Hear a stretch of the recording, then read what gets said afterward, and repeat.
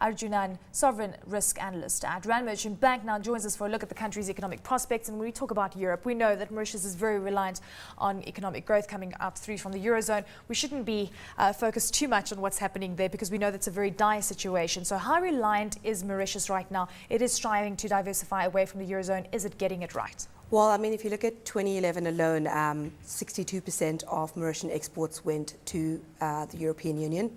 As well, the European Union accounted for about 65% of tourists coming into Mauritius, as well as 48% of its FDI. So we're talking about a very strong reliance here. Yes. Precisely, and due to that fact, I think we're definitely going to see lower economic growth in Mauritius this year because of that strong reliance.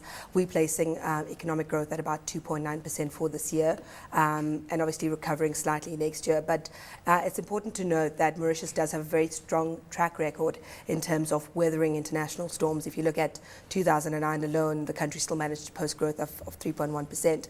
And as well, I think the expansionary fiscal policy this year, as well as looser monetary policy, will sort of help to cushion the country. So what kind of growth are you expecting then for this year if things turn for the worse? Because we really don't know what's going to happen in the Eurozone as yet. If things do turn for the worse, what kind of numbers are you playing? Well, I mean, if you look at the Eurozone, we expect a contraction of about 0.7% for this year. With that 0.7% contraction, I think Mauritius would be able to accomplish 2.9% Okay, so we talk about diversifying the Mauritian economy so it's not so reliant on the Eurozone, and I'm sure given after the drama out of the economic crisis in 2008, we saw slight diversification.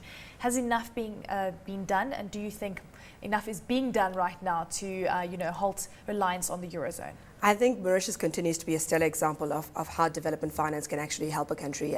It's actually managed to successfully diversify away from the sugar industry into things like tourism and textiles, and also the financial services sector.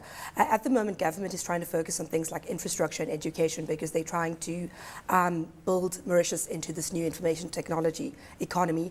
As well, government's also looking at diversifying within the main existing sectors of the country as well, with a specific focus on tourism as well as the sugar industry. And I think it's quite evident when you look at the fact that as much as European tourists coming into Mauritius declined quite significantly in April, the tourist revenues itself picked up quite significantly year on year. So they are also trying to diversify in terms of regions. So they're trying to more focus now on Asia, especially China and India. Okay, so on the political side of things, the President Jugnorth has announced resignation in March.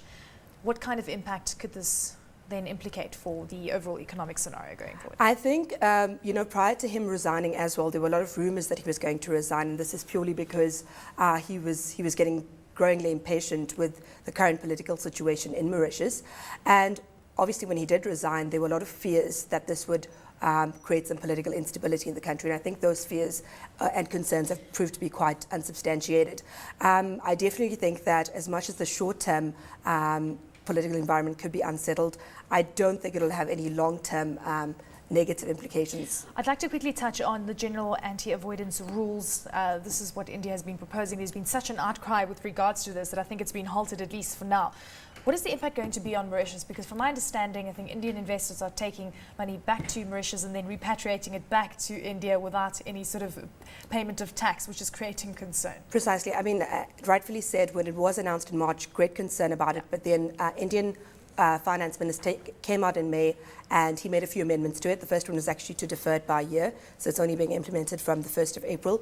And I think secondly, and more importantly, he highlighted the fact that India does have double tax avoidance agreements with 82 countries, of which Mauritius is one, and they will not be looking at targeting those countries for the GAAR. The tax avoidance is occurring? Yes, it is. I think they are definitely looking at low tax countries and no tax countries, but not those 82 countries where they do have the double tax avoidance agreements. As well, the bulk of India's FDI does come from Mauritius, and I think if you look at those sorts of things, I don't think they're going to be aggressively targeting Mauritius for this. Fantastic. Thank you so much, Melissa. Great to have you in studio. That was Melissa Arjoonan, the sovereign risk analyst at Rand Merchant Bank.